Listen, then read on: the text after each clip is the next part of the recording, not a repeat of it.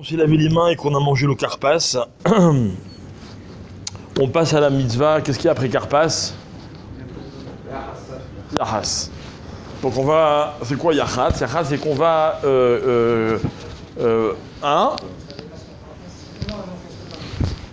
on prend la matzah du milieu, d'accord, et on la casse en deux.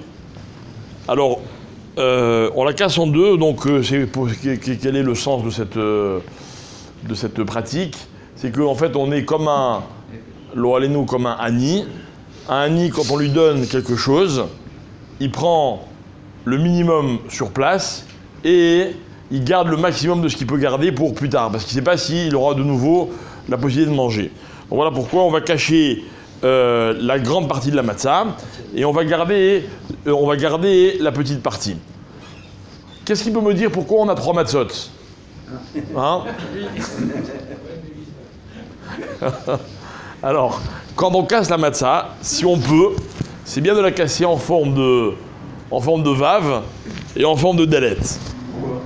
Hein? Avant de dire pourquoi, est-ce que c'est possible? J'ai jamais vu moi, mais bon, moi je vous dis ce qui est marqué. Hein? Ah oui, les témanim qui ont des matzot molles, ils peuvent, mais bon. Chez nous, les matzot, déjà qu'elles soient entières, c'est déjà pas mal. Donc quand on les casse, en général, il y a même beaucoup plus que 2 morceaux. Donc alors, ce qu'on fait avec les matzot à ce moment-là, le petit bout, on le remet entre les 2 matzot, qu'on va garder sur le plateau du seder, évidemment. Et le grand morceau, il y a plusieurs avis. Certains vont le cacher en dehors de là où on mange. Alors certains, c'est le père de famille qui cache les enfants qui cherchent à la fin du seder. D'autres, c'est le contraire, c'est les enfants qui cachent et le père qui va chercher. D'autres, c'est... enfin bref, chacun ses minagim. D'autres ne le cachent pas ailleurs, mais ils le mettent sous la nappe. Et il y a encore d'autres minagim, on le met sur son dos, comme ça, comme avec un sac, pour refaire la scène de ceux qui sortent d'Égypte.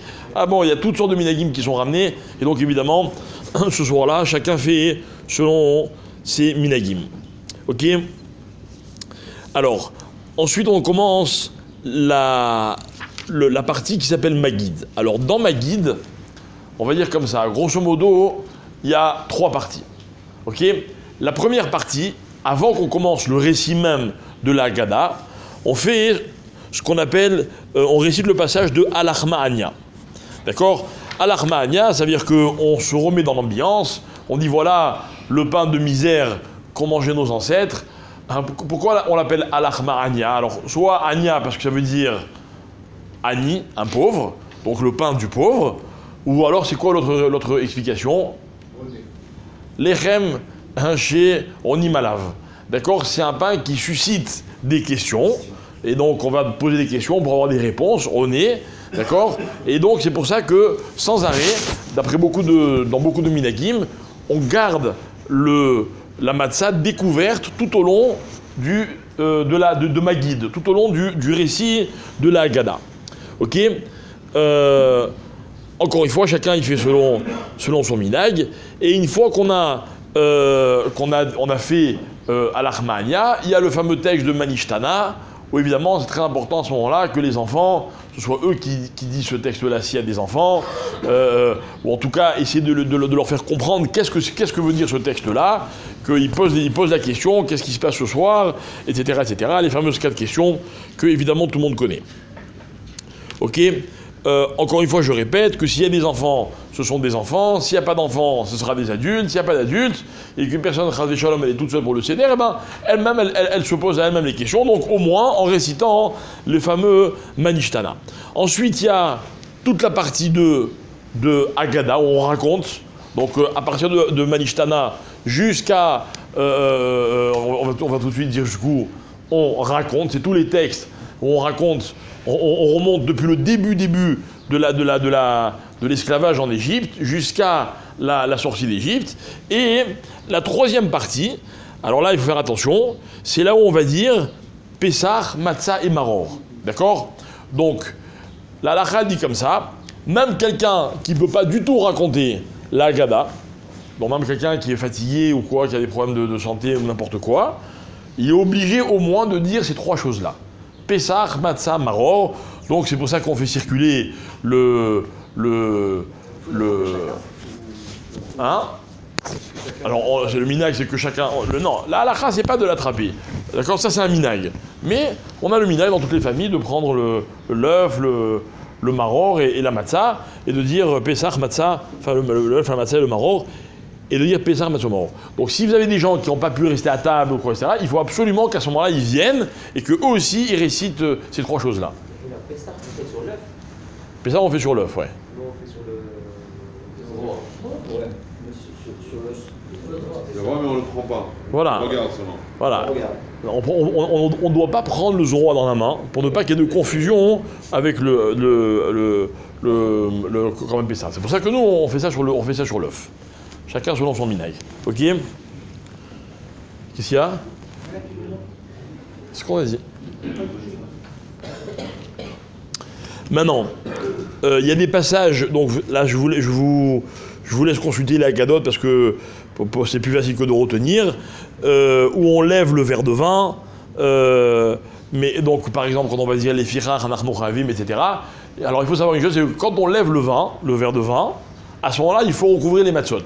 C'est même si vous avez le minag de découvrir les matzot, au moment où on lève le vin, il faut recouvrir les matzot. Pourquoi? Pour ne pas donner priorité au vin par rapport aux matzot. Toujours le même problème, c'est pour ça qu'on couvre les chalot, le Shabbat quand on fait le kiddush, pour ne pas qu'il y ait un bisayon. Ok? Ensuite, on arrive au passage de Dam Vaesh Vetimrot Hashan avec les 12 makot. Donc là, on verse chaque fois un petit peu de vin. Donc on prend un des kosod, en général celui du chef de famille. Et au fur et à mesure qu'on dit chaque maca, on verse un peu de vin. Il y en a qui ont l'habitude de verser au même temps de l'eau pour noyer notre misère. Et ce vin-là qu'on aura versé, il faut absolument le jeter aux égouts, quoi. Ça veut dire il faut pas le garder. D'accord? Donc on le jette aux toilettes ou dans un lavabo, etc. Il faut rincer tous les restes de ce vin. Et il y en a même qui disent que c'est bien de le verser dans un ustensile jetable pour après jeter même l'ustensile. Mais bon, ça, encore une fois, après son éminagim, on n'est pas du tout dans la halakha. Et après, évidemment, il faut remplir le verre de vin. Chazak ou baour. Qu'est-ce qu'il y a d'intelligent là? J'ai pas entendu. Ah d'accord. Alors. Concernant la lecture de la Haggadah, est-ce qu'on peut faire intervenir des invités, par exemple la mère, Non. la sœur, la tante ou cette... Non, on peut pas, il faut faire intervenir. Ah, il faut. Ouais, c'est impératif, c'est-à-dire que c'est tout le but. Tout le but, c'est de faire intervenir tout le monde, et c'est vrai. Voilà, c'est un peu le challenge de la Haggadah, quoi. C'est-à-dire que c'est pas une récitation. On prend pas un livre en hébreu, il faut traduire, il faut faire participer les gens, quitte à ce que chacun lise un passage. Bref, tout le but c'est ça, quoi. C'est que les gens y vivent. Alors c'est bien de le lire en hébreu quoi qu'il arrive, de lire le texte, mais de le traduire c'est très bien. Voilà, ça prend 2 fois plus de temps. Ok. Alors, une fois qu'on a terminé la Haggadah, enfin donc le Maggid, on arrive à... Donc là, il est au moins...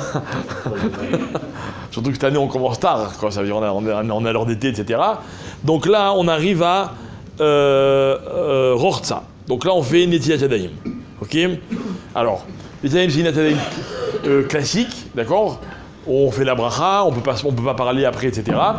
La seule indication importante, c'est que quand on va manger la matzah, donc il y a Rortza et Motzi Matzah. Ce sont 2 étapes dans le Seder. Ok. Donc on a expliqué qu'il est bien de rappeler à chaque fois quelle étape. Donc là on va dire Rortza et Motzi Matzah. Et là il faut rappeler avant que les gens aient fait un étilat, c'est important, qu'on va manger la matzah et qu'il va avoir la kavana d'être Yotze et Nechova. D'accord? Parce que c'est pas juste manger parce qu'on a faim, c'est la mitzvah de manger la matzah. Donc une fois qu'on a fait l'étiad, on ne peut plus leur dire. Donc c'est important, avant de faire l'étiad, de dire à tout le monde, attention. D'ailleurs, il y a des Haggadot, beaucoup d'Haggadot où il y a des petits léchamichoud à chaque fois. Pas mal de les dire, c'est pour à chaque fois bien prendre conscience qu'on va faire une mitzvah, etc. Maintenant, évidemment, la mitzvah de manger la matzah, c'est une mitzvah qui est hyper centrale. Donc, ça là, il faut faire attention qu'elle passe pas à la trappe, quoi. Donc vraiment, c'est bien de le rappeler avant de... Il Il y en a même qui disent qu'il ne faut pas parler jusqu'à korer. C'est-à-dire motzi, matzah, maror, korer. Vous voyez, c'est genre, passe-moi le maror, il est où la recette, il y en a encore à la cuisine, j'ai pas eu la cuisine, où est ma cuillère. Il faudrait pas normalement, vous voyez. C'est impossible, mais bon, enfin, ceux qui peuvent essayer, c'est bien. D'accord. La quantité de la matière avec le korer, c'est la même que le motzi. Alors, on va voir, on va étape par étape, d'accord? Étape par étape. Alors, comment ça se passe? On va pas parler des quantités ce matin, on parlera bien demain matin des quantités. Mais juste techniquement, comment ça se passe? On a donc les 2 matzot sur le plateau du seder, ok? Les 2 matzot plus la petite matzah, enfin le reste de la matzah du milieu, on la prend avec nous, et on doit, à ce moment-là, donner à chacun sa part de matzah, de la matzah du dessus. D'accord?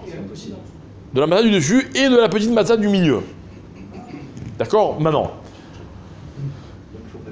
Attention, maintenant. Il y a un chiour à manger absolument. On va demain le définir. On doit chacun manger ce chiour-là. Même il est x2. Tout ça on expliquera demain, blinéder. D'accord? Mais, dans une matzah, c'est sûr qu'il n'y a pas assez, le chiour assez pour tout le monde. Donc qu'est-ce qu'on fait? Chacun il mange un petit bout de la matzah du moti. Et après, il va compléter avec un kazaït qu'on aura distribué, évidemment, si possible, avant le motzi. Je rappelle que ce kazaït-là, d'accord, demain on le définira, d'accord, c'est bien, et c'est même, je pense, incontournable, de le préparer à l'avance. Pourquoi le préparer à l'avance? Parce que si le chiour, c'est de manger exactement le chiour, j'ai pas mangé le chiour, j'ai un problème. Donc imaginez que le chiour c'est 27 grammes, j'ai mangé 25. D'après les chitotes, j'ai mangé on va dire moins que 20.